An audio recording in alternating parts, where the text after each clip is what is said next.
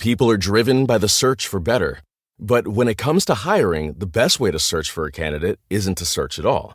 With over 350 million global monthly visitors, Indeed's matching engine helps you find quality candidates fast. You get to ditch the busy work. Use Indeed for scheduling, screening, and messaging so you can connect with candidates faster. It's not just about hiring faster, though. 93% of employers agree Indeed delivers the highest quality matches compared to other job sites, according to a recent Indeed survey.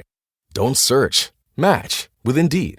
And listeners of this show will get a $75 sponsored job credit to get your jobs more visibility at Indeed.com/podcast.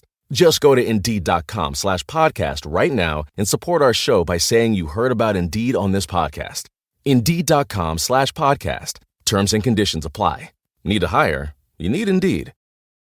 Hello, America. It's Ted from Consumer Cellular, the guy in the orange sweater, and this is your wake-up call. If you don't have Consumer Cellular yet, now is the perfect time to switch and save. For a limited time, new customers can get wireless service for as low as $15 a month for your first year. Yep, the same exact nationwide coverage as the leading carriers for $15 a month for an entire year. What are you waiting for? Call 1-888-FREEDOM or visit consumercellular.com and use code RADIO15. See consumercellular.com/firstyear15 for promotional details. Hey folks, it's Mark here. It's still a pretty heavy week because we're still doing Turbo Folk, but the last 2 episodes are now complete and they are very good. So we really hope that you enjoyed our series of exploring Turbo Folk. We thought it was really informative. We thought it was really fascinating, and we hope that you did too. To offset the heaviness of this weighty topic, this week we're going to go back to episode 210 and our first ever Covermount episode. What's a Covermount? Well, a Covermount is a CD that came free with a music magazine, and the music magazine that we chose for this particular episode was, of course, Kerrang, and it was Radio Kerrang Volume 5. That cover mount goes back all the way to 1998, so it's a nice little time capsule into the heyday of nu metal, and of course there's some other weird bands like Backyard Babies and stuff like that as well. But yeah, anyway, hope you enjoy. Yo, what's up? This is Crag from Sydneyans. Up until about a few hours ago, literally, I was just hanging out minding my own business in Australia, where these motherfuckers from Unsung asked me to say some words about their latest installment of the Mixtape. It's gonna be some dark shit. This is Craig Carrick signing out.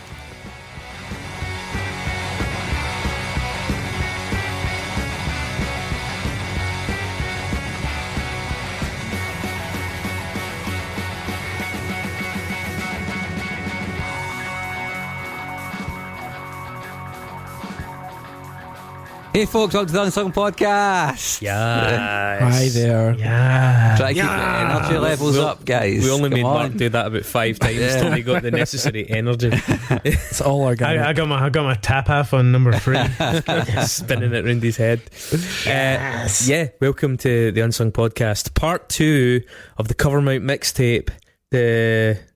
We need a name for it, don't we? If we're going to continue this part, we don't need to do part 1 ever again, because that would be weird. That would be weird. But now, if we're going to continually talk about occasional, No, I still like a Covermount Zion, but that's yeah, me. Maybe.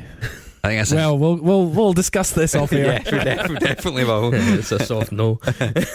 I saw that I don't like it. It's just that there's reasons why we shouldn't use it. So the format of last week's show was that we took a dive into the history of cover mounts. What are they? Breaking apart the term, looking at flexi discs, looking at cassettes, looking at CDs, and chatting a little bit about, first of all, the fact that nobody seems to be able to work out how exactly they worked, and we're still looking into that, but also what impact they had on us culturally and what's been lost since they stopped being a thing and were replaced, or some superseded, let's give it the benefit of the doubt, by playlists. Whereas the format of this part 2, will be the 4 of us, in this case, looking at a specific cover mount. Now, we chose one in particular for reasons that shall hopefully become obvious, but we're going to go through it, maybe as we would a normal album, analyse track by track, see what funny roads they lead us down, and try and pick something of a good, the bad and the ugly, you know, the highlight, the low light, and maybe just something unusual, something weird, an anomalous track, an anomalous band, a band that has some weird bit of lore about them or whatever. But for the purposes of this episode, we wanted to kind of start off hot, and we selected Kerrang Radio Volume 5. Quite a distinctive looking cover mount disc for people that know it, and also, as we mentioned last week, the choice for the first episode of another podcast, really good podcast. The guys from We Dig Music do a monthly podcast called Free with this month's issue, where they talk about cover mount CDs and they get people in to talk about their favourite one. And very oddly, we only discovered this like an hour before we did this episode.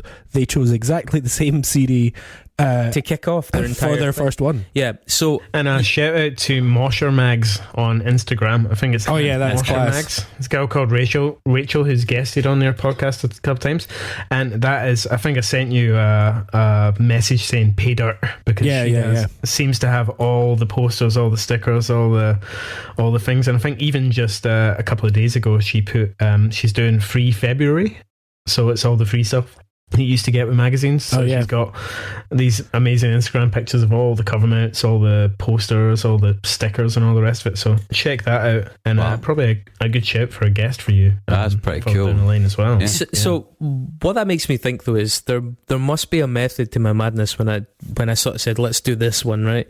For me, I picked Kerrang Radio 5 because I thought it had a good mix. You know, it has some kind of It's got quite a bad mix at some points as well. Yeah. I mean, it's 1998, right? So it had the kind of stodgy new metal of the era. It had the kind of hints at cyber metal, but it had some of the emerging Brit rock scene, or the early buds of the Brit rock scene.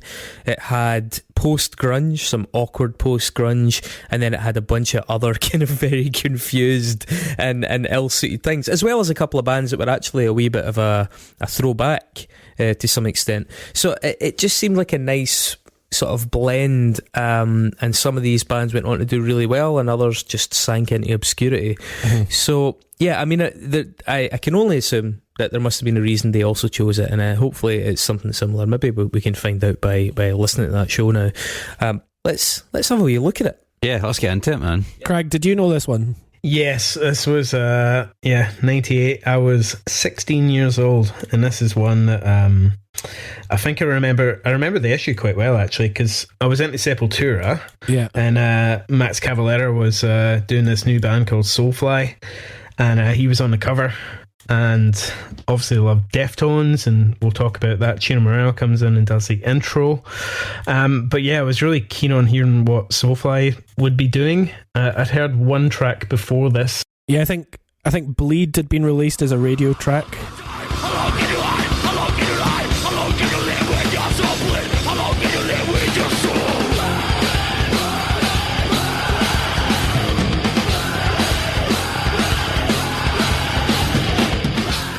Yeah. I think it had been, and I dug that, to be honest. Yeah, but like as we were saying in the previous episode, I think sometimes labels or bands would take the opportunity to like sort of grab the front page and the the cover mount CD and go, all right, we are launching either a CD, a new album, or in this case even a new project. And that was very cool, and it was it felt like a strange choice that Chino Moreno did the intro, but there wasn't a Deftones song on it. Obviously they had Adrenaline out in 95, and then Around the Fur in 97, and there's a little sample of My Own Summer, Shove It, or whatever you want to call it. But this is before Deftones became White Pony Deftones, and were massive. So this is how cool was Chino Moreno in 1998? That's a kind of a question. I think they were still quite a new metal band, though. They hadn't like outgrown that, but they were a cool new metal band. I think a more important question is how rough is Chino Moreno? Well, how high, how baked is he? He's either hungover or baked. What's up? This is Chino from Deftones. Up to about 5 minutes ago, I was just minding my own business, hanging out in London. And these motherfuckers from Kerrang burst in and asked me to say a few words and welcome you to the latest installment of Radio Kerrang. From the sound of it, it sounds like the Kerrang journalist is probably interviewing him before a show, and then has gone, oh yeah, like I remember doing it on student radio, like, oh, can you just say, I'll listen to student radio, I'm Chino Marino. So Kerrang have obviously just come in and said, oh yeah, we're doing a Covermount CD, can we do this? We cleared it with your PR first. So he doesn't know what the fuck's going on. So I read that anyone who was on the CD had to be in the magazine in some way, shape or form. Yeah. And this is, so Deftones were probably in there in editorial somehow. I don't have the magazine, but I imagine they would have been. I managed to go through a few pages of it online. I don't have the magazine, but there was like somebody was selling a back issue and it had a few pages of it. But yeah, there would have been such a nice segue, which you'll get into when we go into talking about the Soulfly track. But obviously, there would have been a really nice segue from Head Up. Deftones and Max Cavalera. I find that really surprising. Aye. Which is, Head Up's an album track. That would have been one of the cheaper ones to put on this CD. But I wonder why that didn't happen. I don't even necessarily mean that they should have included the song. They could have, perhaps, but I'm more surprised that they didn't have some sort of reference to the fact that Chino and Max had worked together on things. Did Moreno might not appear in Soulfly as well? He was on the album as well. Jumped the fuck up, wasn't it? And vice versa. So I thought, but the thing is, they might have recorded that 2 months knowing the CD was out, but not knowing what was going on in the track list. That's what I'm led to believe. Like, that's what I would assume, because otherwise it's such a good opportunity for Chino to say, oh, there's this sick track by Soulfly up next, great band. It's like there's no referencing to anything on it. The music's loud and it's free. You got tons of cool shit on here. I guarantee you it'll sound even better if you turn your stereo all the way up to 10. So enjoy Radio Kerrang! Volume 5 and keep your ears open for more noise from Deftones soon. This is Chino Marino signing out. He really can't be fucked.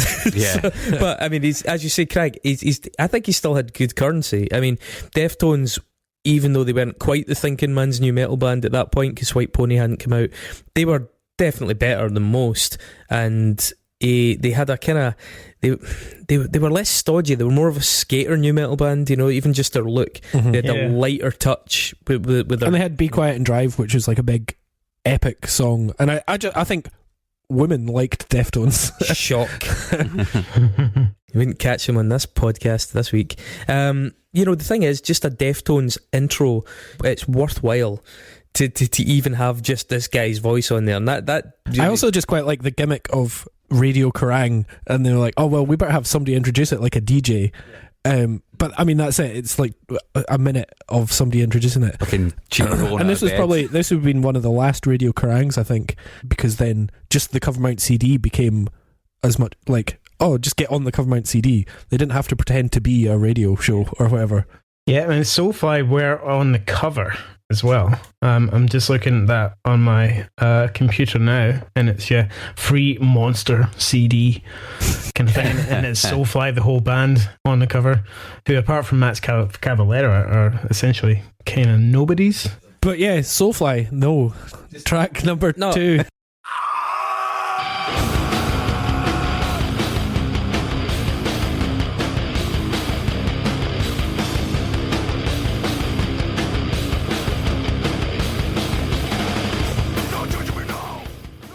So, you know what? No. I think this has aged pretty well. No.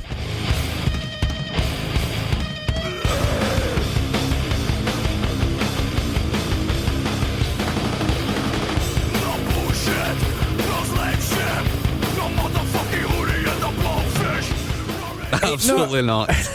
So Soulfly, Max had left Sepultura, but they'd done Roots, which was pretty much a new metal record. It wasn't thrash metal anymore. Yeah, it's a progenitor. Yeah. And then so Soulfly was his new project, and it's interesting listening to this, and you're like, Slipknot don't really sound like Korn.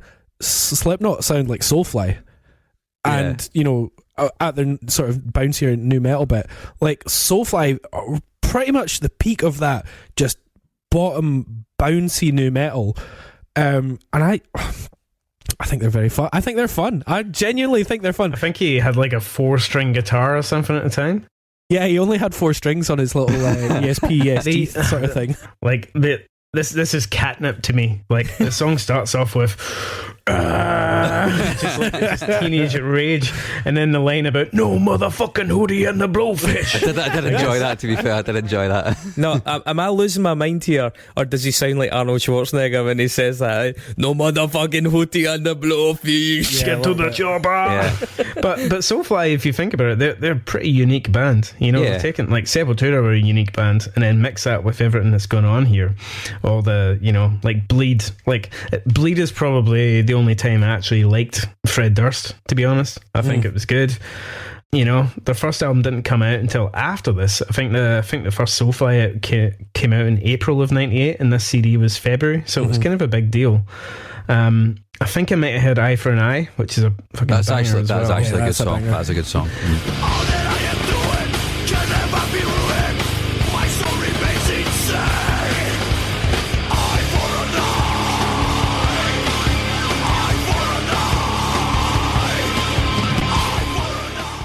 That was on another Covermount CD, I think. And yeah, Bleed's awesome. I've got a story that will relate to you, Chris, about that tune, Head Up, we were talking about. I think my first ever band audition was playing bass for a band. I can't remember the name of it. It might have been Defect. Most likely spelled wrong in a new metal kind of way. And I remember featured one of your long-time drummers, Pete Flett, who's a bit of a Glasgow guy. And there was this other guy who sung. He looked like an amalgam of Zaganzag. He was called Chris, maybe, on vocals.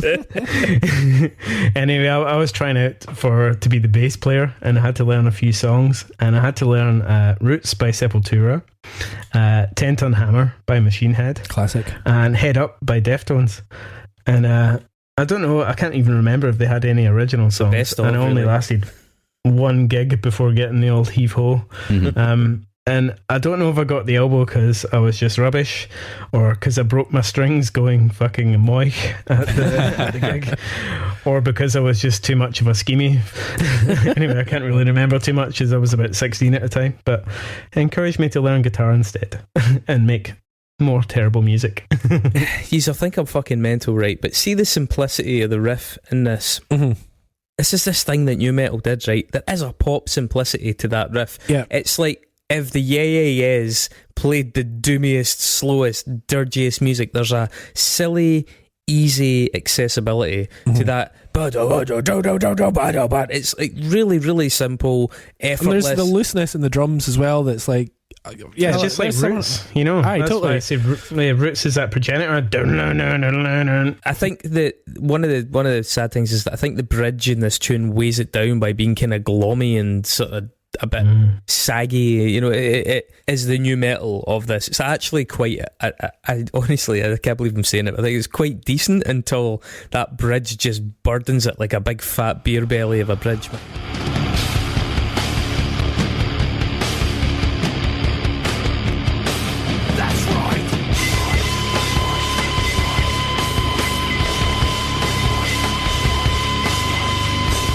Man, I just don't like that. So Cavalera's scream is obviously iconic, right? And it's just, and the sound of this band, that kind of weird Brazilian world music thing mixed with metal, then new metal kind of thing. It's just kind of weird and cool, but it's of an era. It's maybe the best one on the CD, but I'm not going to count my chickens too early. But we have to talk about Ross Robinson. This is his era. He fucking dominated. Absolutely. Hang on a second though, before we go on for that, I just want to check, do you think when they shat on Hootie and the Blowfish, not once but twice in the song, it started a flame war? Where like Hootie started like, calling out. Mark, have you ever heard of Hootie and the Blowfish? Yeah, of course. Have you? You should see his face. I think this very much dates it in a very specific way, where it's like kids these days would be like, what the fuck's Hootie and a Blowfish? One thing that I couldn't go over on this song is like how they've made the guitar sound like so super unaggressive, despite the fact it's heavy. It just feels like they've shown off all the rugged edges, so it's just like a fucking wet fish. Oh, it was so amazing when you see. I remember seeing them on their first tour live. I think they were supported by Glassjaw, and this would have been 99 maybe at the garage, and they had all the guys from like Nailbomb and all that. It was so visceral. Just guys with like these big kind of Kerry King style, like kind of nail arm armor kind of things, just like absolutely going for it. And it was, and they were playing all these insane instruments, these kind of weird Brazilian instruments that they would hit with a bow, and it had a kind of just really kind of ethnic looking instruments with this like obviously super heavy metal kind of Max Cavalera, one big dreadlock screaming his fucking arse off, covered in acne. It's just amazing. So Ross Robinson, yeah. He also produced the next track, did he not?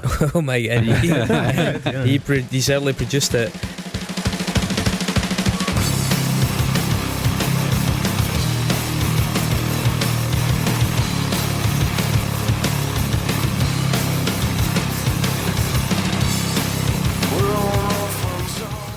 The next track, Goodbye Cruel World by the band Cold, was pitched directly at me, I think, at this point, being that it was basically a blend of Nirvana and Korn. Yeah. The guitar sound like a fart in a jar.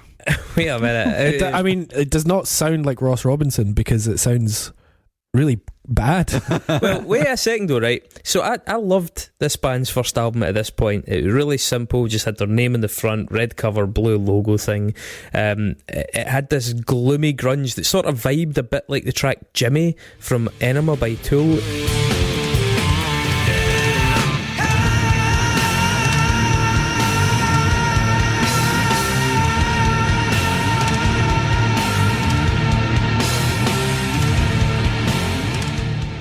It was like a full album of that tune, which I was quite into. But what the fuck is the guitar and bass tone? It's a tractor about to stall. It's tectonic plates sped up. It's like pushing mountains around on the ocean floor. It's such a strange, grindy, unmusical sound that somehow underpins this song. And the chorus is weird because other than those like few picked notes, it has no hook. There's almost no guitar that you can actually hear.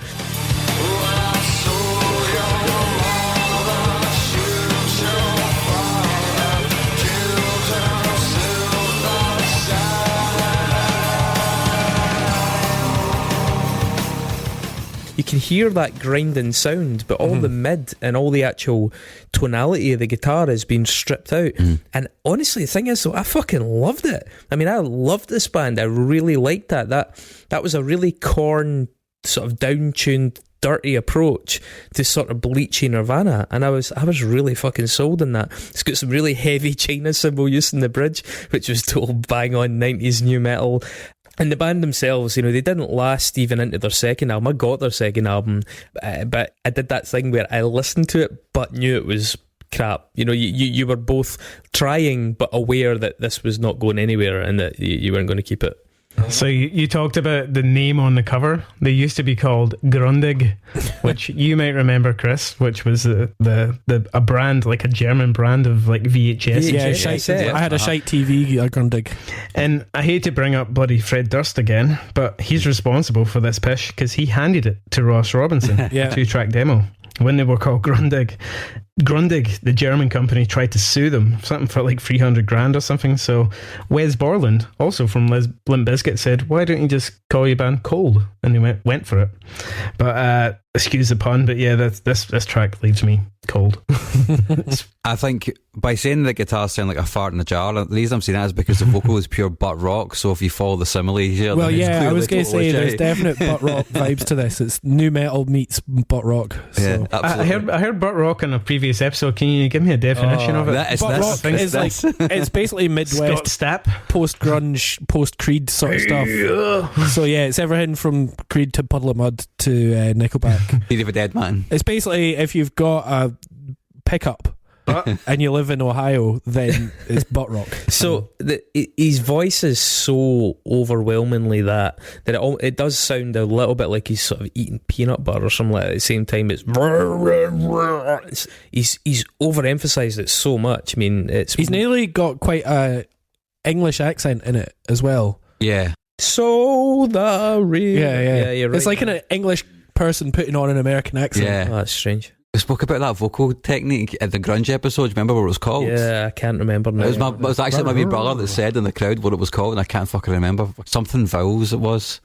Anyway. If you need to hire, you need Indeed. Indeed is your matching and hiring platform with over 350 million global monthly visitors according to Indeed data, and a matching engine that helps you find quality candidates fast. And Indeed doesn't just help you hire faster. 93% of employers agree Indeed delivers the highest quality matches compared to other job sites, according to a recent Indeed survey. With Indeed, everything hiring is all in one place, and it makes it so easy. Leveraging over 140 million qualifications and preferences each day, Indeed's matching engine is constantly learning from your preferences. The more you use Indeed, the better it gets. Join the more than 3.5 million businesses worldwide that use Indeed to hire great talent fast. And listeners of this show will get a $75 sponsored job credit to get your jobs more visibility at Indeed.com/podcast. Just go to Indeed.com/podcast right now and support our show by saying you heard about Indeed on this podcast. Terms and conditions apply. Indeed.com/podcast. Need to hire? You need Indeed. People are driven by the search for better. But when it comes to hiring, the best way to search for a candidate isn't to search at all. With over 350 million global monthly visitors, Indeed's matching engine helps you find quality candidates fast. You get to ditch the busy work. Use Indeed for scheduling, screening, and messaging so you can connect with candidates faster. It's not just about hiring faster, though. 93% of employers agree Indeed delivers the highest quality matches compared to other job sites, according to a recent Indeed survey. Don't search. Match with Indeed. And listeners of this show will get a $75 sponsored job credit to get your jobs more visibility at Indeed.com/podcast. Just go to Indeed.com/podcast right now and support our show by saying you heard about Indeed on this podcast. Indeed.com/podcast. Terms and conditions apply. Need to hire? You need Indeed. Okay, next up. Let's get serious. Dave, how about you take this one? Yeah, Self Healer by Idlewild.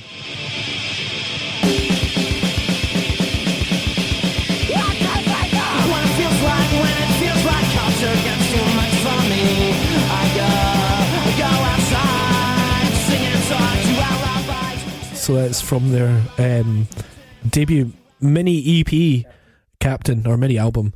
And yeah, fucking hell. So this was when Idlewild were rocking, famously termed by NME as sounding like they sound like a flight of stairs falling down a flight of stairs. So well done to the NME for that. This was when they were raucous as fuck.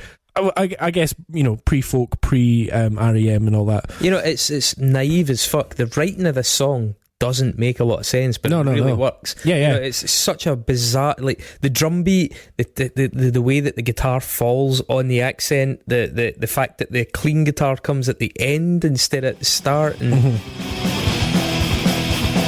song is a beautiful lie. A song is a beautiful lie. And I know that one day when you die, then maybe you will buy. Maybe you will buy. But now I sit alone. It's very counterintuitive, but yet I mentioned this in the part one. There were songs that took a while, and I probably wouldn't have gone into Idlewild if I didn't have this collection on repeat. And slowly I realised, like, that's fucking great. It's really weird. And because within the chaos, there's very sort of subtle melodies that you can hear. There's good melodies in it. Good melodies. There's good melody at the end, especially. Yeah, it saves lyrical content's amazing as well. It's this track is so urgent. It's 1 minute 58 seconds, and it's on a Kerrang CD, and it's heavy, but not that heavy. Yeah, they're still an indie band rather than a metal band. Yeah, but this was the introduction to Idlewild. Totally. Another shout out to Scott D. This is probably the first proper gig I went to. It was King Tut's. It probably was 98. It's the first time I crowd surfed. We've talked about my crowd surfing antics on this show before, but yeah, Scott D put me up, and I had my first ever crowd surf to Idlewild at King Tut's. And it would have been 98. I think A Song Is a Beautiful Lie is one of his best moments in terms of just nailing the... Because he started believing his own hype as a poet. Definitely. Which we talk about. But they were just still barely teenagers here, so... There's an interesting contrast here as well, because this represents such opposing ideas of what is subversive, and also opposing sort of takes on what people got from Nirvana, right? Idlewild have gone for this snotty, punky awkwardness, right? Whereas Cold, which is very much making nods towards Nirvana, but has extracted all the stodgy conformity and all the kind of appropriated, grungy capitalism, you know. Cold have taken from Nirvana the stuff that I think even Nirvana weren't very keen on, and Idlewild have taken the stuff from Nirvana that is probably truer to the spirit of the band, despite not having that croony, you know, closed vowel thing. Yeah, closed vowel, that's it. Yeah, you're right. I think for me, I looked at the track list and went, Idlewild? But then you hear the song, you're like, oh, it makes sense, right? Totally. It's really aggressive and raggedy, you know. I don't know if they ever appeared on another Kerrang CD. They did get good reviews. They were in the magazine, but I don't think they ever quite fitted in, and I can't imagine. They would have moved to Mojo or something. Yeah, exactly. Like that, I can imagine even on 100 Broken Windows, their label was probably pitching to, you know, Melody Maker rather than Kerrang. I know there was a kind of honeymoon period as well, though, around about 2000, because I remember I was reading the magazine on the bus to university, and Mogwai started making appearances in Kerrang as well, you know, getting double page spreads about them. So there was a kind of awareness of the Scottish sort of, not just the Scottish, but a number of Scottish bands. You know, the band Foil, I first got into them via Kerrang as well, and they were getting some pretty, you know, decent reviews, and I think they're a band that probably should have done better as well. We'll talk about them in future, I'm sure. But nah, I mean, Kerrang had time for Idlewild, but yeah, you're right. At this stage of their career, they got far too slick later on to make it in. Well, I don't know. I mean, I can't say if that's true or not, but I definitely seen You Held the World in Your Arms on Kerrang TV. Oh, absolutely. Yeah. And that was the big video, the one on the bus, and that kind of weird guitar drop on it. Yeah. A Modern Way of Letting Go was a big one as well, you know, because it was really heavy and fast, and American English was even on there, I'm sure. But that was when they started to get into the folky stuff, and then it just didn't. It was nearly like. But Kerrang TV also, you know, like used to put on Gorillaz, and that's true. You know, they were looking for content at some points. I was just going to say as well, it's quite funny that this has got the most aggressive guitar sound of the first three songs. The first two songs are, you know, quote unquote metal songs. So there wasn't a huge amount of Scottish band coverage, but a little bit. There was a lot of Swedish band coverage. There was a lot, man. Oh my goodness, yes. So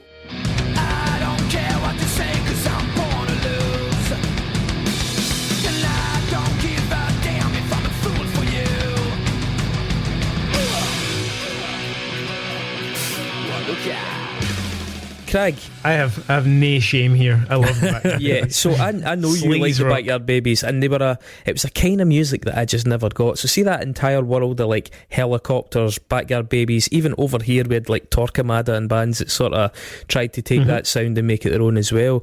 So it's a strange thing here. At the time, I really didn't like it.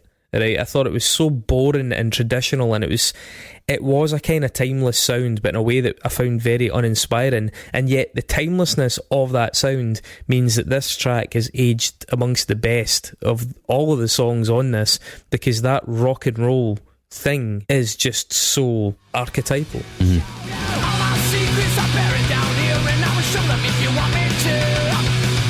A white night space rocking inside, it's so beautiful, the valley and I. Somewhere deep inside, there's a neon sign. It's the same. So they were such a staple of the kind of mid-level venue scene from probably 98 till probably even the mid 2000s, and we you and I, Chris, probably were quite exposed to it in Glasgow with bands like Torquemada. A lot of our mates were in those scenes where it was that kind of guttural rock and roll, spitting eyeliner, tap saff, leather jacket kind of fucking hankies and tattoos and shite. Yeah, and I saw them either headline or support someone probably literally every few months when I was young. Dragon obviously being the standout, just cool looking cunt. Super low slung guitar. Also, you've seen him every other month for the Helicopters and stuff as well, and you can't go wrong with that same riff, that which is that bend on the E and the D for pretty much every song. Yeah, this song is probably their highlight. It's a good club banger. You can play it in a club as well. Little anecdote, I mean, seen them playing with a band called the Famous Monsters. Don't know if you remember them. Yep. They were a kind of surf rock band, and they had Sean Jules from White Zombie in them.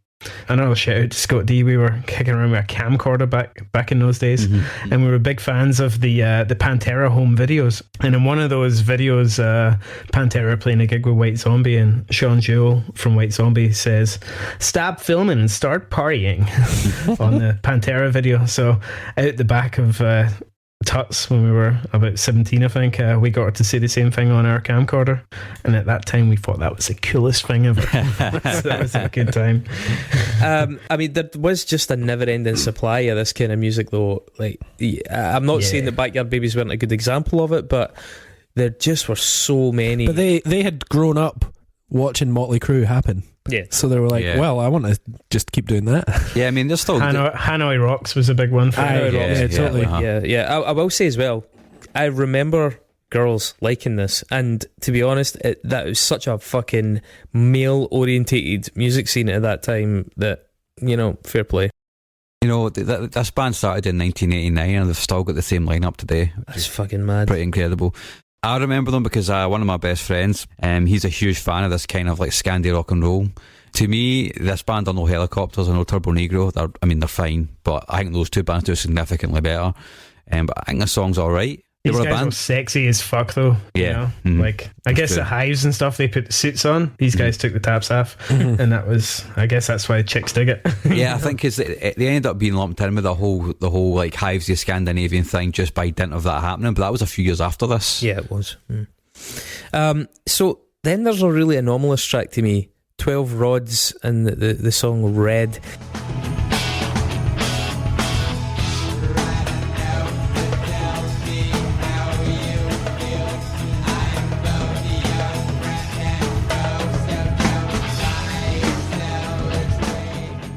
I knew virtually nothing about this band and I had to investigate them. I'd never heard of it. No, they're from Minnesota via Ohio.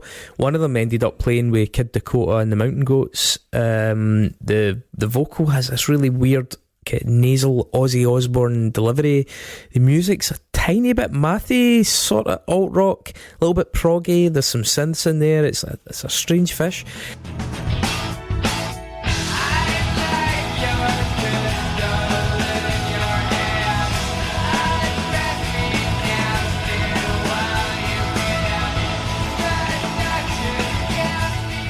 I don't hate it, but even years later, it makes much less impression than songs I used to actively dislike, for example, like Backyard Babies or Feeling, which we'll talk about later. The weird thing is, though, about this band, this was from an EP called Gay, which was reviewed in the early years of Pitchfork, and it received one of the only 10 out of 10 ratings that publication ever handed out. And the next album got 9.7. Yeah, the next album got in their best albums of the 1990s. What's really interesting is, though, that it was then revised out of that list, and we've spoken about this on the Pitchfork Effect mixtape, where Pitchfork goes back in time and edits its history to fit with what was cool and what wasn't cool. So Pitchfork given 10 out of 10 and then 9.7 out of 10 to a band called 12 Rods that even I, as a bit an enthusiast at this point, can't remember anything about. It's just Pitchfork up to their old tricks, you know. It's pretty annoying. The album definitely it doesn't merit that rating. They're not. No. They're apparently one band that I think they played with Brainiac. Okay, that would make sense. So that's like my only touchstone. That quasi-mattiness, that technicality. Yeah, you feel like it could be Thule and then it's not. Yeah, so I couldn't be arsed with this song at all, and it sounds like Ozzy's worst output kind of thing. But the incongruous thing on the CD with this track comes in at 6 minutes and 19 seconds. I know. Yeah. And for a Covermount CD, that's definitely one you're skipping. Yeah, and you've got bonus content on the CD-ROM to, you know, you're taking up a lot of time. Yeah, that's half a. Going from Idlewild at 1 minute 58 to, you know, Backyard Babies a nice clean 3 minutes to 6 minutes 19 with this dirgy Aussie stuff. It was I don't know who liked this band apart from Pitchfork. I didn't even finish it. I didn't even get to the end of the song. It was so boring for me. So gratuitous question marks again. Therapy.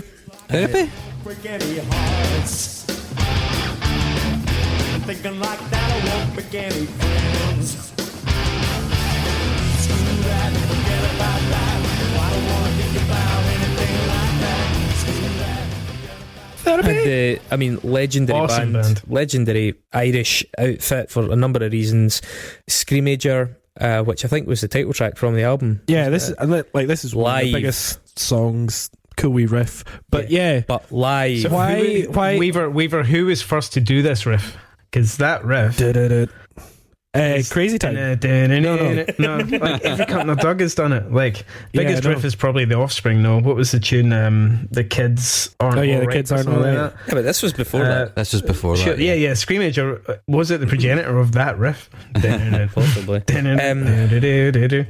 So let's. Seems like a lot of songs sound like it. Setting aside the sort of cult nature of Therapy for a moment, I don't know about anybody else here, but I always felt a bit shortchanged when I got a live version. You know, if you don't know the band, especially if they were as probably drunk as they are on this recording. But see, if you don't know the band, it's usually effectively a lesser version of the tune. If you do know them, okay, I get it, it's fine. I suppose the target was obsessives who were somehow swayed into interest by a track they probably already know, but I generally feel like these things were a bit of a missed opportunity. You know, it's a decent rendition.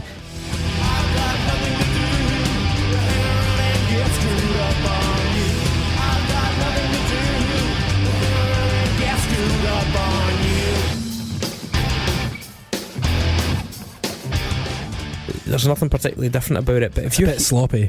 In my notes, I've got the drum fills are really fucking wonky on the drummer's part. Yeah, and he's normally a fairly solid drummer, so. But it's also, if you're I have the same thoughts about a track that will come up shortly. I just think it's. Yeah. I think it's an odd choice to do the live thing, and I wonder who decided that. Is that the label? Is that the band? Is that the magazine? Because I feel like there was always one or two live tracks on every compilation. So I get the feeling, who decided which one was going to be that? This may be one of those breadcrumb things where we can start to piece together how these things came together, because I suspect that Therapy were asked by the magazine to take part because they were fucking hot shit and cool and a different side of the market, and Therapy were unwilling to give an album track, but they said you can have you can have which is weird because to me it devalues them because it doesn't sound as good. But for them, they're like, oh, we're not giving away the well-produced track. That's one of their biggest hits. Why would they put an inferior version of it on it? But then why would they then some other label? Why would they then give away a high-resolution version of it when they could put out a teaser? I can kind of see the logic, even though I don't agree with it. But this is the thing. If you're going to try and get new fans, you want to put a very high-impact song forward. They obviously just also probably believe that their live version is good enough. Yeah. Therapy are probably a band that you should probably talk about on the podcast at some point, because they're well known to us, I guess. But looking at that time, 98, like Andy Cairns, he had to have it was a naffest goatee of all time. It was David Brent. He just looks like your pal who works on life insurance and just had a wane, but then plays in one of the best British bands we've ever had. Therapy are amazing. Talking about like strange sort of songs to put forward, Shostakovich by Symposium, the 8th track.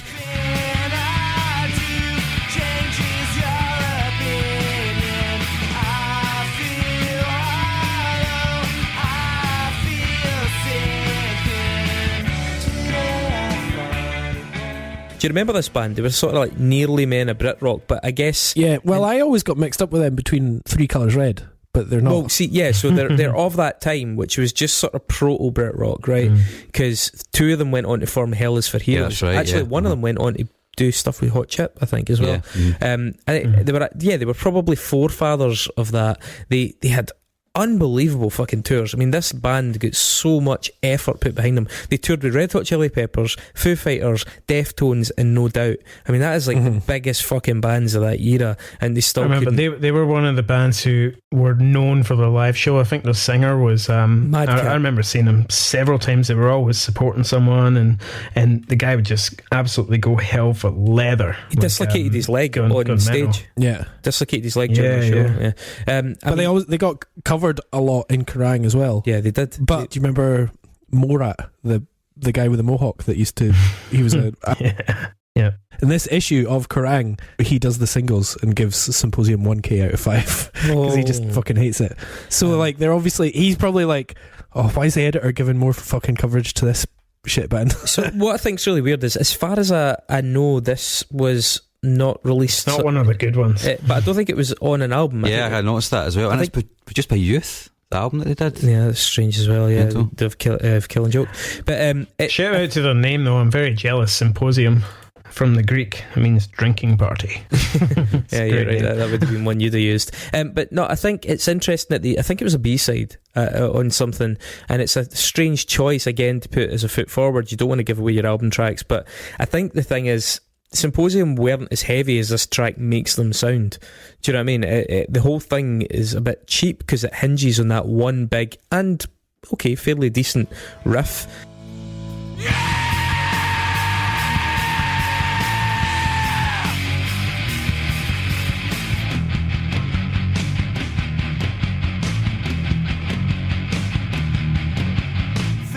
But it is just a magnitude beefier than a lot of what they did. For me, they were sort of like weak-voiced, upbeat rock act between A and, Hell is for Heroes, the band they went on to form.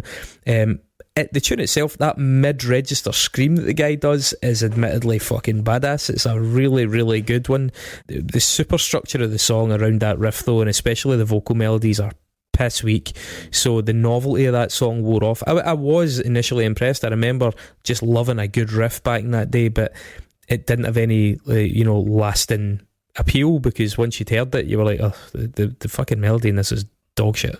I thought the production was quite ropey. It sounded like a bit like a demo to me, like maybe they just did it for this compilation. Yeah.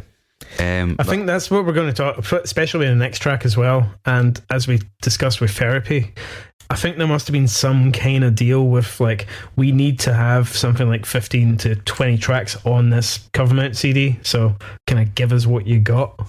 I think that probably explains that Symposium choice, which doesn't represent the band very well. I don't think the Screamager by Therapy live version represented it very well. And I don't think the next one, Catherine Wheel, which is another long live version, really represents texture that band very well either.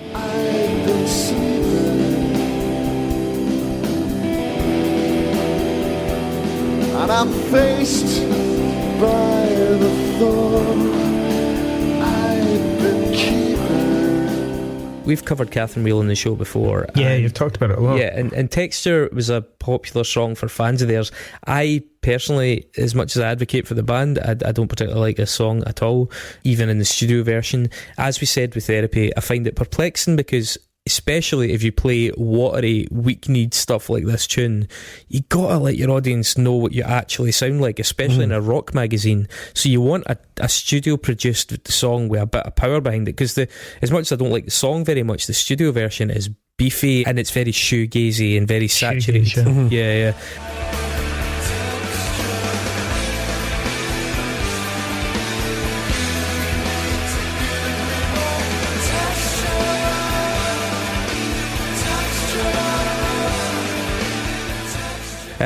It sounds like Jarvis Cocker doing shoegaze, and really fucking forgettable. I remember it being on here back in the day. I do remember listening to it, and it didn't get me on board with them. Yeah, I got into the band later, so they failed in that respect. They had an audience that was sympathetic to them, and they didn't get me when I was right there in front of them. So it was a bad choice. You know what I mean? It just was a bad choice. Yeah. I can imagine it going across okay maybe in the Enemy of the Melody Maker, but I never really saw it hoovering up many other casual Kerrang readers. Yeah, he didn't want it on a metal magazine. Side note for Weaver here, it's the singer is Bruce Dickinson's cousin. Yeah, that's right, isn't it? Yeah, maybe he just got in there because of that.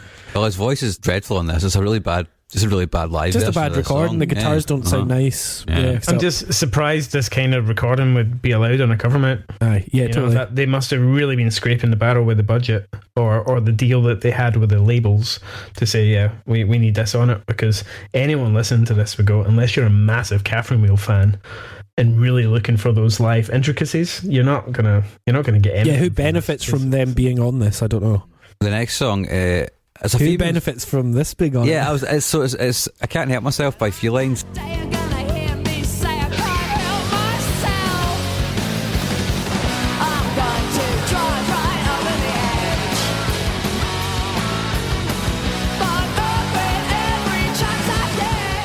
Were female singers even allowed? Just the one. Just feline. One cat. I've got one cat now as well.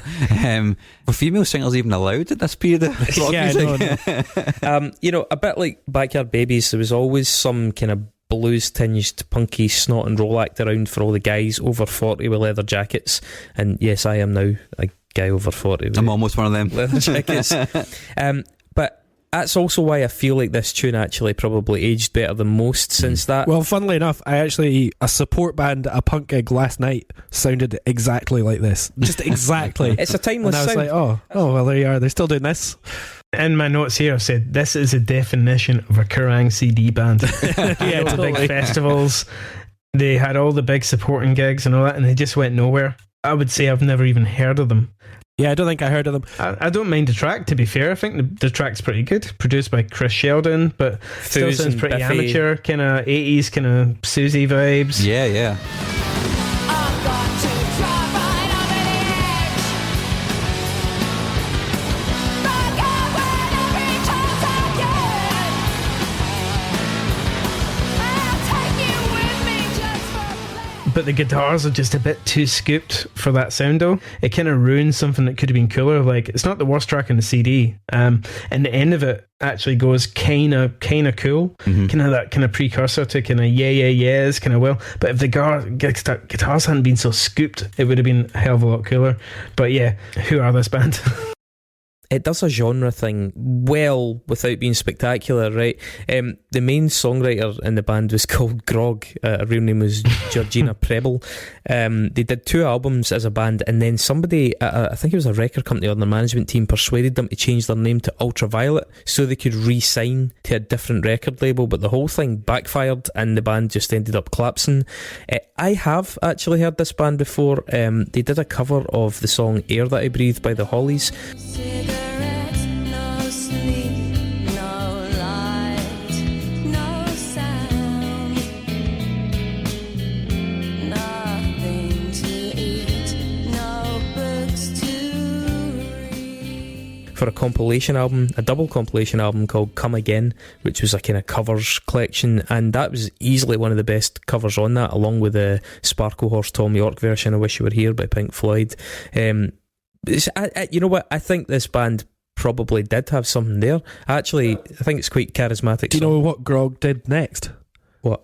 Grog, well, first of all, did some session work as a live bassist with Mel C and Kelly Osbourne. That's right, aye, shit. But then she also started another band called Die So Fluid. Ah, that's right, yeah. So, and they supported Drowning Pool, Vex Red, Feeder, Boy Hits Car, The Wild Heart. It's the saddest gift I've given. Don't ever look inside. Yeah, kept going for like an. Well, I think they are genuinely still going. Die So Fluid. So there you go. Well done, Grog.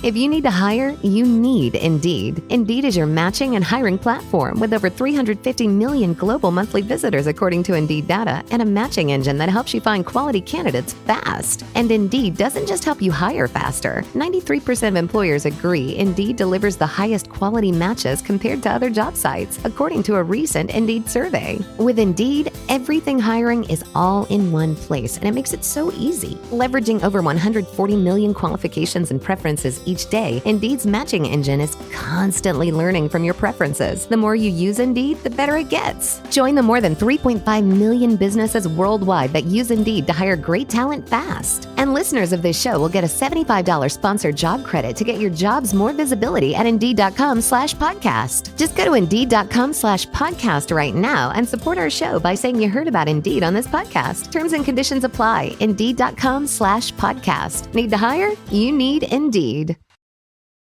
People are driven by the search for better. But when it comes to hiring, the best way to search for a candidate isn't to search at all. With over 350 million global monthly visitors, Indeed's matching engine helps you find quality candidates fast. You get to ditch the busy work. Use Indeed for scheduling, screening, and messaging so you can connect with candidates faster. It's not just about hiring faster, though. 93% of employers agree Indeed delivers the highest quality matches compared to other job sites, according to a recent Indeed survey.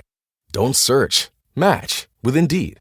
And listeners of this show will get a $75 sponsored job credit to get your jobs more visibility at Indeed.com/podcast. Just go to Indeed.com/podcast right now and support our show by saying you heard about Indeed on this podcast. Indeed.com/podcast. Terms and conditions apply. Need to hire? You need Indeed. Addict, Caned.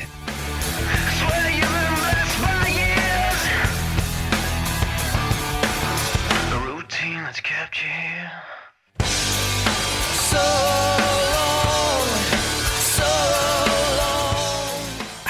You know, It's Stone Temple Pilots, isn't it? well, It sounds very much of its era. I just thought it was like octave chords, you know. Yeah, that it's like that Bush early feeder sort of shit. yeah. So they actually draw Bush comparisons in a few things. They were described in a few forums as post grunge. The Stones album that they brought out had a lot of Bush moments on it. I don't remember a lot of that.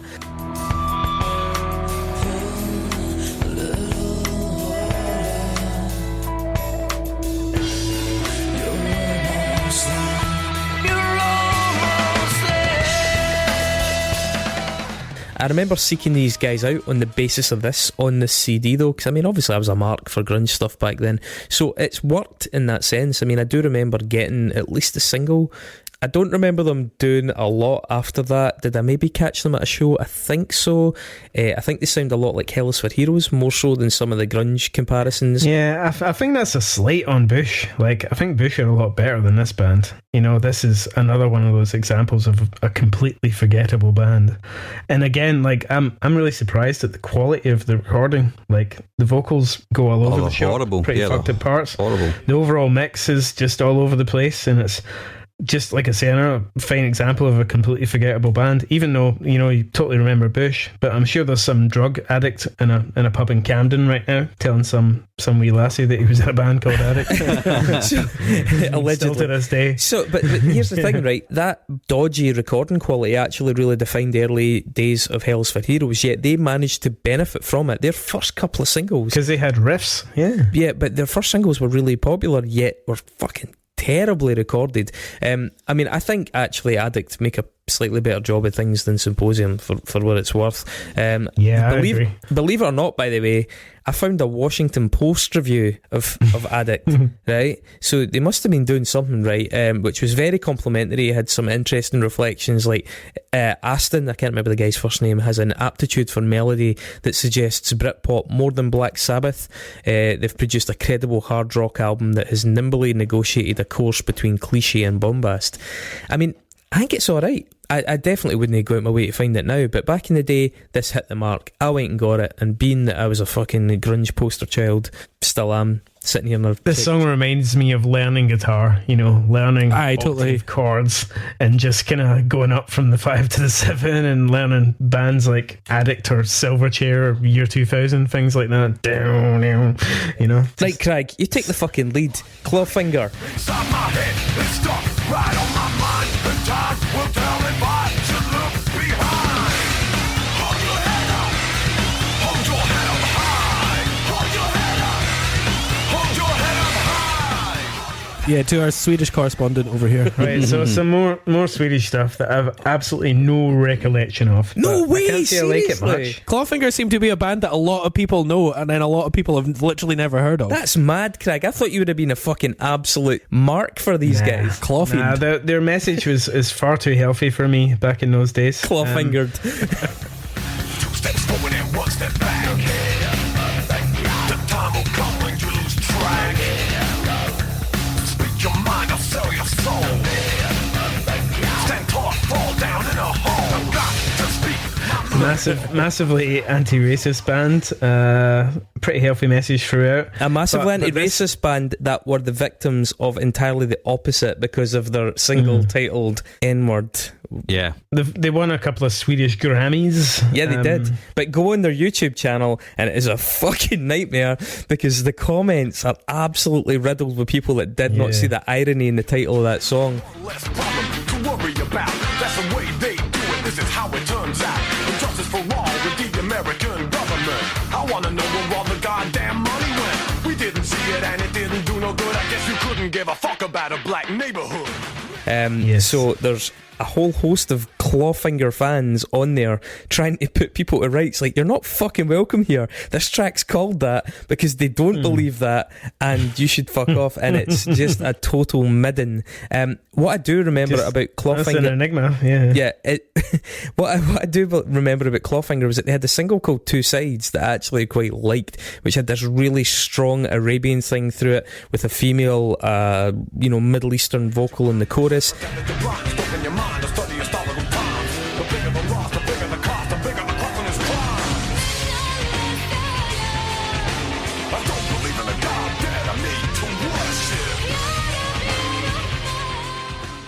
That line, I don't believe in the goddamn need to worship thing, was totally hooky. They were like this atheistic band, you know.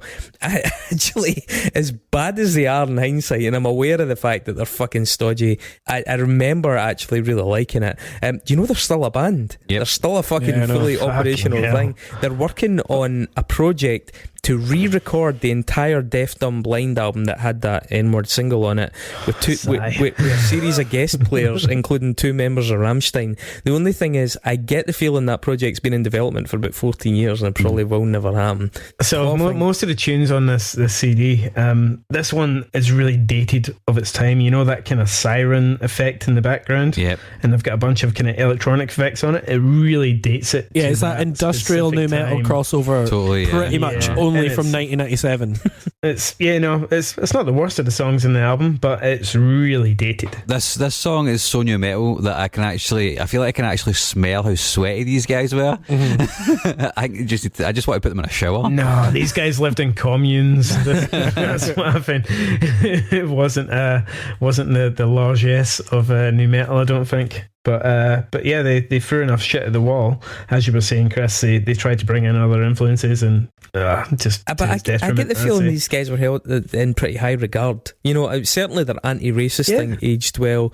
They were ahead of the pack on a lot of the messaging because let's not forget that fucking new metal was a misogynistic, quite homophobic, fucking very white guy, with exceptions, but very white guy led genre, right? Mm-hmm. And Clawfinger at least were bringing a sort of like almost like the punk scene sort of messaging to the new metal scene, and kudos for that at least. Can we agree? But I wonder how they got on this compilation, because they're a bit of an outlier there for Sweden. But they sold a lot of records. just a Swedish thing, yeah. Everybody that was in a band in Sweden is on this compilation.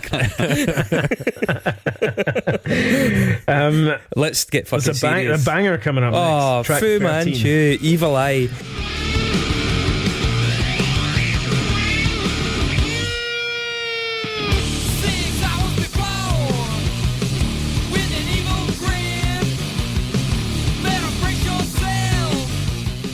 Fu Manchu are fucking great. Like, I really like Fu Manchu even now. It's a standout on this one. A stoner rock band that were different for the likes of the other stoner rock bands. They weren't like Nebula. They had, again, that skateboarding affiliation. They were a lot cooler and breezier and lighter. And isn't the album cover of this guy on a half-pipe? The Action Is Go is the album. And they appeared on this one? a lot of skating videos and stuff as well. You know, those kind of compilation videos used to be on Channel 5. It's a great tune.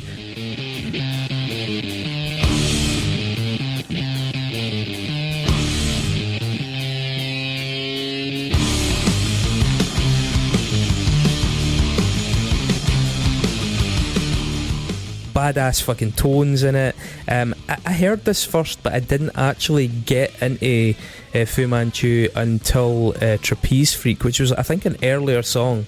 But it was for me a better access point. I think I got it on a tape of a Bruce Dickinson Radio 1 show, and years later it really clicked to me, and I went back and got into Action Is Go and Evil Eye and all those kind of tunes. Fucking great band. They're almost certainly going to be in an episode at some point. Am I right in saying, Chris, that these guys, I assumed they were British for some reason, because they were Californian, a staple of those mid-level tours. They were like the Skindred or something like that, you know? Yeah. But looking into it was like, oh fuck, they're American. And it's Brant Bjork from Caius in there as well. So absolute fucking cred to them. But I guess, quality fucking rises to the top as well. And this is one of the top tunes on the CD, I would say. Speaking of top tunes, right? Let's okay. This is interesting. Track 14, Psychore's Full Blood Freak.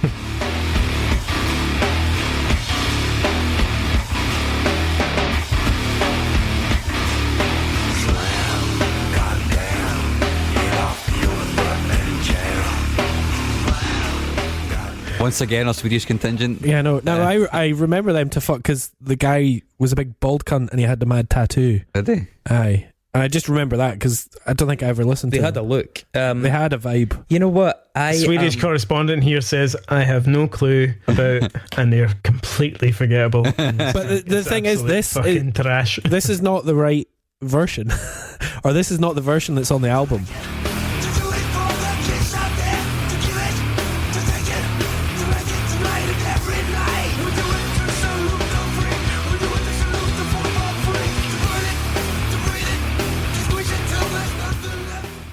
Yeah, this is a reprise version. Yeah, and it's like half the time. It doesn't actually sound like them. They're a heavy band. 1 minute 31 seconds. So why is it on there? So here's the thing, right?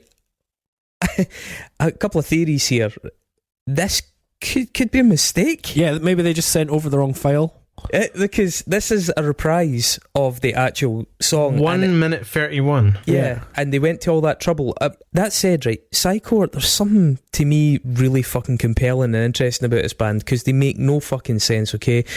For starters, this tune sounds so much like a Betty era song by Helmet that was called The Silver Hawaiian, which is the same thing. It's sort of in the album as a reprise, and it, honestly, I'll put it in here, it sounds very, very similar, right? Get off your butt and jam, slam, goddamn. Get off your butt and jam,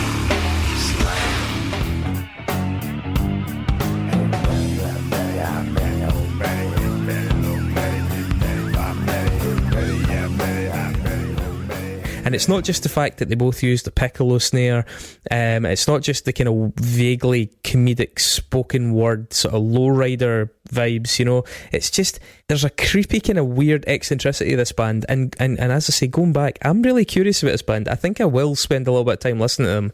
They may be ghastly, right? They had a crappily animated faux manga video for a song that I think was their biggest one called I Go Solo. I listen if you're sad, when you're mad or such. One time is okay, a billion times are a bit too much.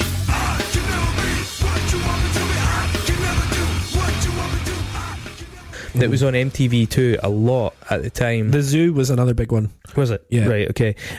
This song's really odd, sort of compelling though, in that bizarreness. The Wikipedia for them, by the way, says the specific time of their disbandment is not known.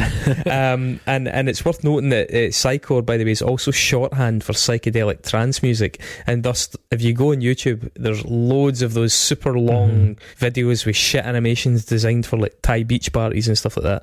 But so I've got a theory on this one. Okay, and so you've talked about this in previous episodes. It's about the running time of how much shit you can get onto the actual disc. That's what I was thinking. And I think they were speaking with the Swedish consulate and said, okay, we've got all these bands on it, and it's like, we have 1 minute 31 seconds left on this disc. Do any of your bands have that? Yeah, totally. And then it was just absolutely shoehorned in there.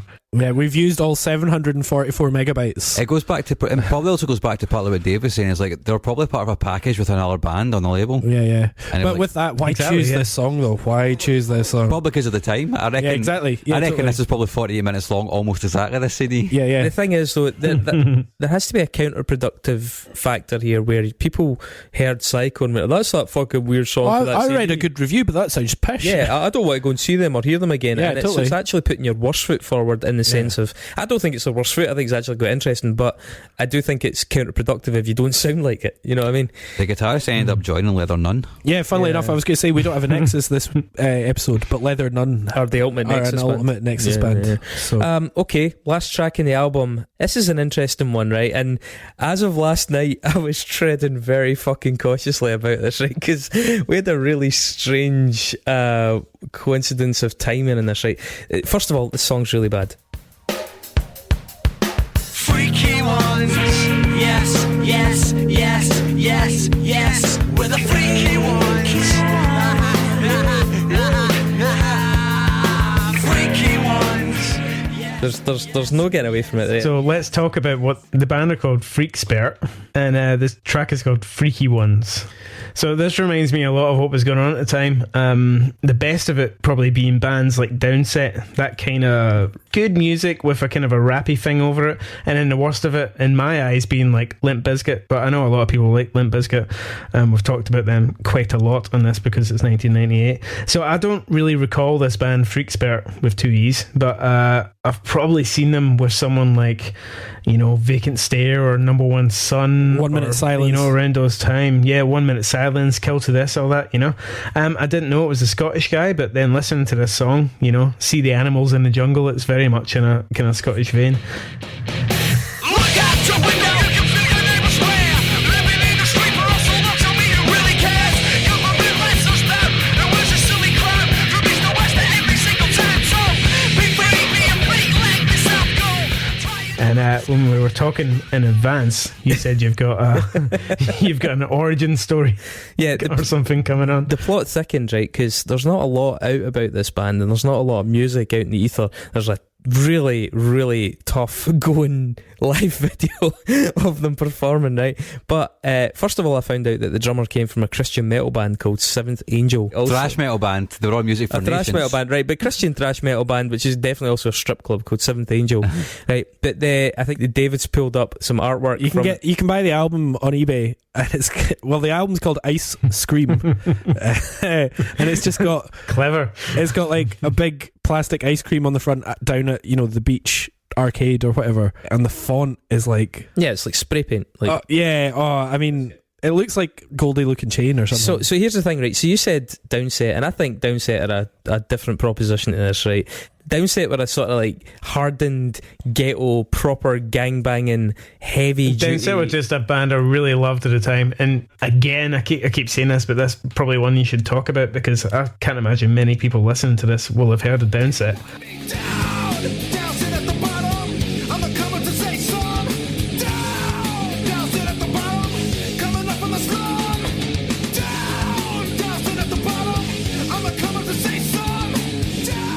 No, but I mean, Downset are kind of OG in the sense that they're the real deal. This is like, but as we found out, a Scottish guy, and they're this one is of the Argoths.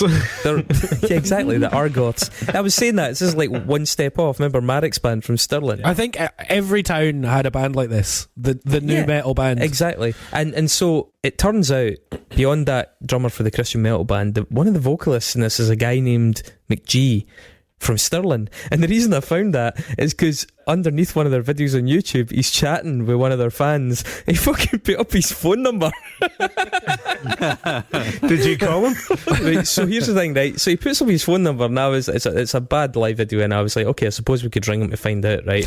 And then I'm like, me and Crag and I grew up in Stirling, and I'm like, if there was a guy getting on the Kerrang compilation CDs, man, I would have assumed we would have known who the fuck that guy was, right? No idea. Exactly. No idea. So it turns out he had a few projects. At one point, he had the same manager as Maloko. I got that off his Facebook. Anyway, so things started to get a bit grim, right? So I was trying to verify if I had the right guy, and I was trying to see if I knew who he was. And fuck me, man, that boy, by the way, he seems like a lovely guy. I will say that first and foremost. Like, his posts were so fucking good natured, and that it seems like a real dude. He had a rough year.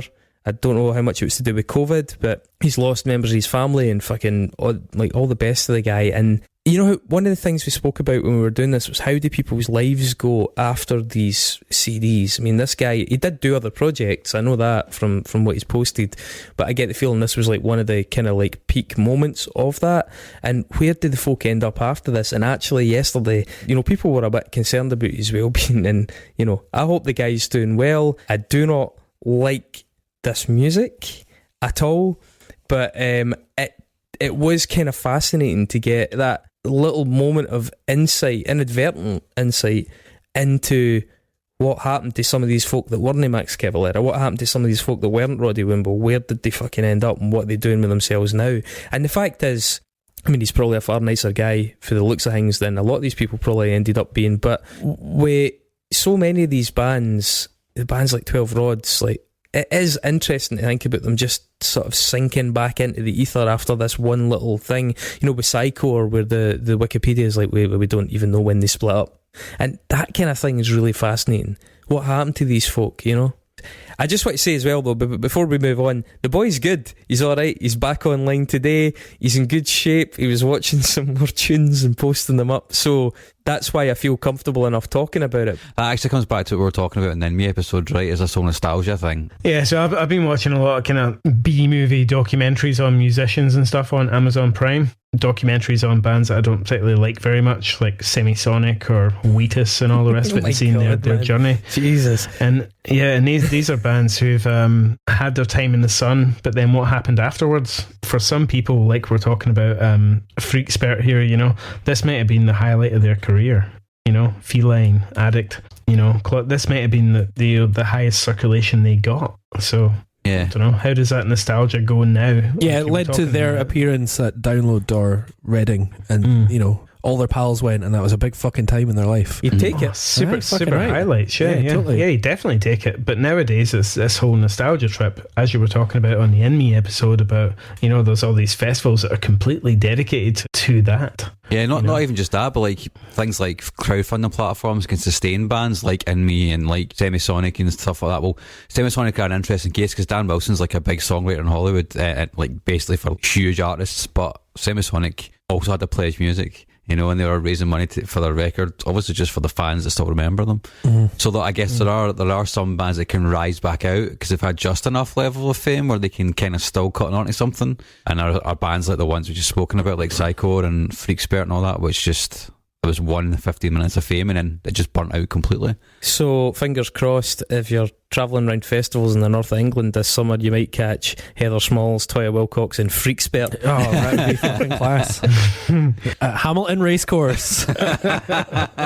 When I learned to ice skate, it was Moving On Up by M People playing on the jukebox at the Stirling Ice Rink. Chris, I'm sure you've been there. Yeah, I learned to skate to the song from Dirty Dancing, Time in My Life. An absolute belter. Sexy.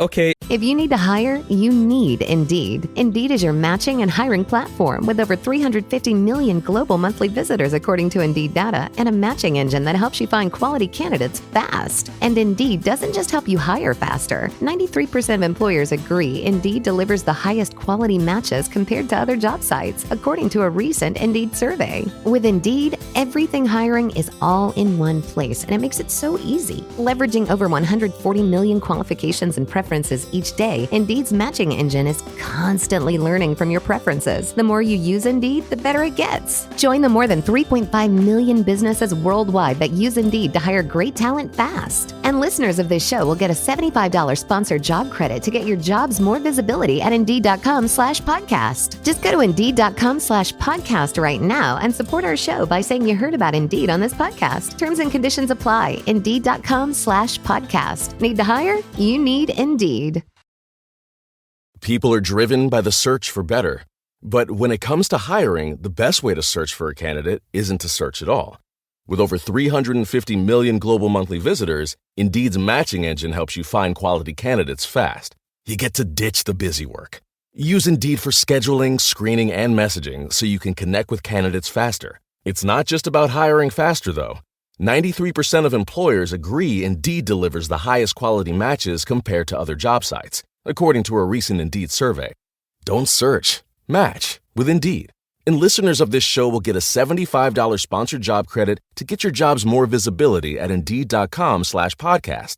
Just go to Indeed.com/podcast right now and support our show by saying you heard about Indeed on this podcast. Indeed.com/podcast. Terms and conditions apply. Need to hire? You need Indeed.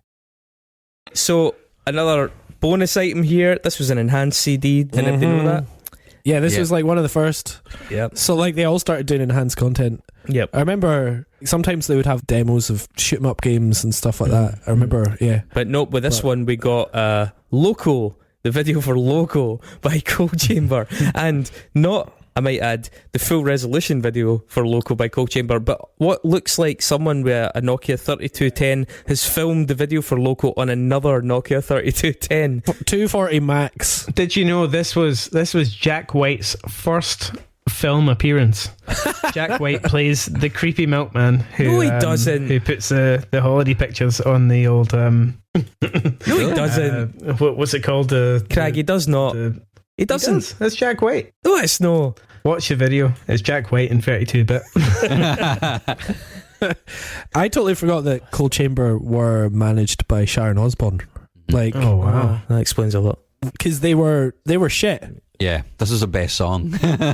Yeah, you know, this song sounds just as amateur as mine and Weaver's high school bands. Yeah, that's the thing. It's like you go back and you obviously listen to Korn, you listen to Soulfly, you listen to a lot of these new metal bands. Although it's dated, they were at least fucking good musicians. But whenever I listen to Cold Chamber, I'm just like, they are rubbish, and like all parts of it are rubbish. And I just feel that they were just taken and managed the fuck out of and given all these opportunities. Yeah. See, the mad thing is, I have no qualitative opinion on Cold Chamber in the sense of as musicians. I've just never even considered it. I'm like, are they really rubbish? Are they not just playing rubbish music? No, they're rubbish. I once seen a Des far and the Wimpy on Union Street. Oh wow! Devil Driver were playing a show at the Cat House or something, and he was in the burger shop downstairs, and I was like, oh, I just find it hilarious somehow. So I actually had a CDR copy of this album that somebody gave me in school. Oh wow! And it is fucking. Even back then, it was fucking garbage. It all comes out. Yeah, I mean, I loved new metal, and I was just not. Yeah. So Cold Chamber at all. Quick survey. But Crag, the good, the bad, and the ugly. Given that the ugly, you can make it whatever you want. Okay, so the good probably has to be Soulfly. No bow to none, no follow none, no reaction.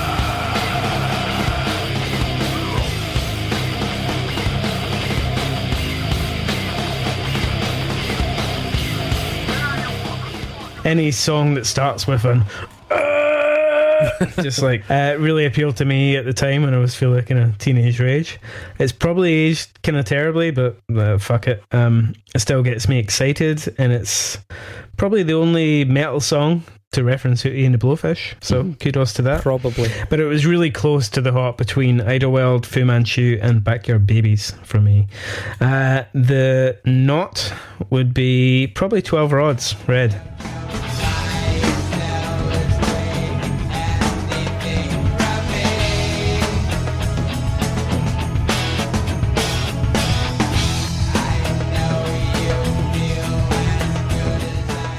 I just didn't dig it at all. I hate his voice more than a 95-year-old Aussie. Sounds like it was recorded on a fucking crisp packet too. Just yeah, that's the not for me. The what would be, as discussed, Psycore, Full Blood Freak.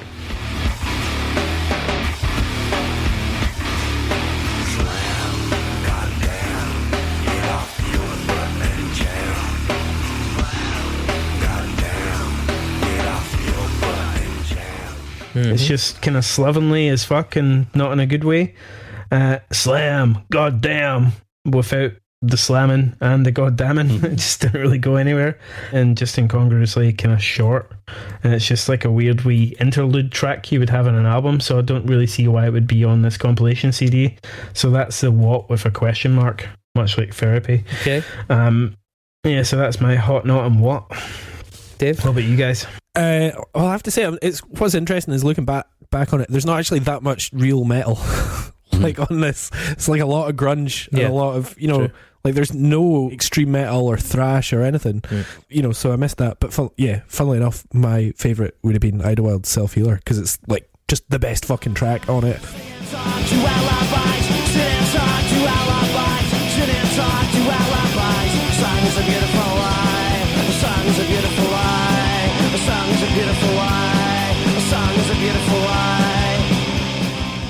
Well, the thing that I fucking hated was probably Addict, to be honest. I just hated how beige and like it was nearly fucking stereophonic sort of shit.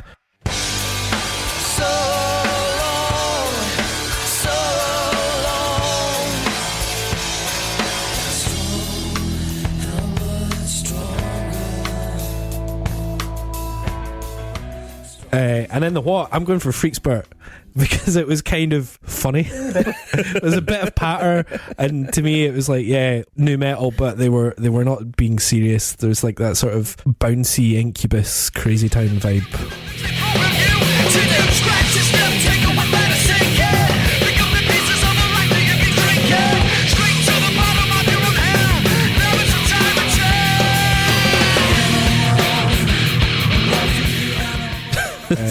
But I mean, it's terrible. But I thought it was fun at least. It was a lot more fun than Addict. Okay, Mark.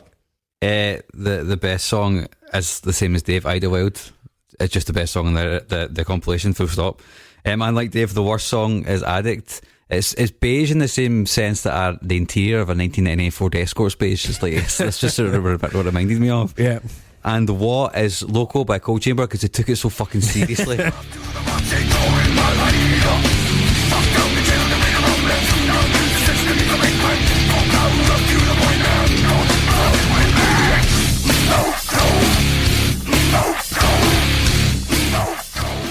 It was a video that was really sort of capped. I watched it in full HD on YouTube just to get the full experience, and it was just. I watched it in 240 on Real Player.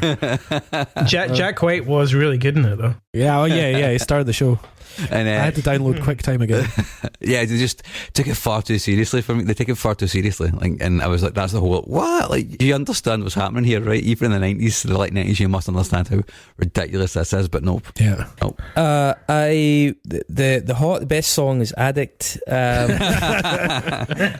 know what? I might have said that back. A troll. I might have said that back in the day. I think the best band is Fu Manchu.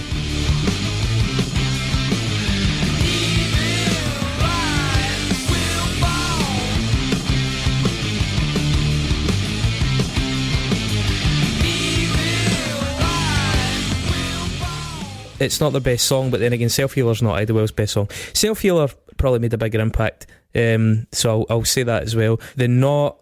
I mean, at the time I really hated Backyard Babies, so maybe I said that, but I think in the long, I mean, the Freakspert song's terrible, and the 12 Rods one's fucking just a total non-event. I don't know what the fuck it's doing there. And the what? I'm probably going to say Psycho as well, because I think it's on there as a mistake. I think it's totally counterproductive because we're all like, oh, this is terrible, what's the point of it? As Dave said, it's a reprise. That whole, Slam Goddamn, the proper version or the main part of the album sounds nothing like this. It's twice the speed. So there's something really anomalous about it, but also the eccentricity of Psycho and the weird incongruity of them amidst that scene. I just find that really quite compelling, and they may be horrendous, but I am going to go and investigate them a wee bit further to see what the fuck they were all about. A last comment on these Covermount CDs is something. It maybe didn't start until maybe around 2000, where you would get tracks by bands that were remixes done by DJs, and it'd be like digital samurai remix of fucking, like a Sepultura song or a Fear Factory song or something like that. Yeah. And they became the tracks that you would skip, and they would always be like tracks 16, 17 and all the rest of it as well. So it's probably for further discussion, but that was just a fucking horrible time for music. That's maybe analogous to the live tracks, the remixes. Yeah. They'll have had a bit of budget to fill out maybe B-sides and stuff, and they're like, all right, let's stick this. Cool. Right. Good shift, guys. That was the first of our as yet unnamed recurring segment where we look at these cover discs. And we'll do this again. Yeah, and it won't always be Kerrang. No, but we'll take it from I mean, we're looking at in my very room. We've got some doozies. A pile of horrendous Covermount discs. In your ma's attic. See, we never mentioned this, right? But when I went to the charity shops looking for these, the Covermount CDs are so worthless to the public now that the charity shops won't even sell them. I remember when they used to always be in there, and now they are so devoid of value that they will not even stock them in boxes. I found one shop that had like a couple of shelves devoted to these, and they were like 20p each, take 40 for a quid sort of thing, right? Except when you go online, you find that some of them, especially those things like the C81 or the certain ones of the Kerrang, the curated ones, they're actually quite sought after by enthusiasts. So it's quite a strange little It's a new Bitcoin. Fucking government. Yeah. You had it here first. Yep. All right, Crag. Thanks very much, as ever. No worries. Hope you enjoy the rest of your day. We've watched the sun rise upon your beautiful face. Yeah. Yeah. Yes, it has. It's 9:08 a.m. now. A valiant yeah, shift. Very, very nice to see you. 10:08 p.m. now for us. Thanks for that global logistics information, Mark. I'm glad you got through it. So what we've got coming up next week is a meaty two-parter. Hefty. We are doing the Beach Boys, Courtesy of Vicky. That's her choice, and we are going to get, oh my god, what a lot of research. Going to get dug into the career and the lunacy and the brilliance and the cheeriness of the Beach Boys. Yep, it's going to be fun. I look forward to that. Yeah, good on you. treat. Anyway, keep up the good work, boys, and best of luck. And I'll talk to you next time. Hopefully, next time we're doing a Metal Hammer one. Goodbye, everybody. Bye. Bye. Peace out.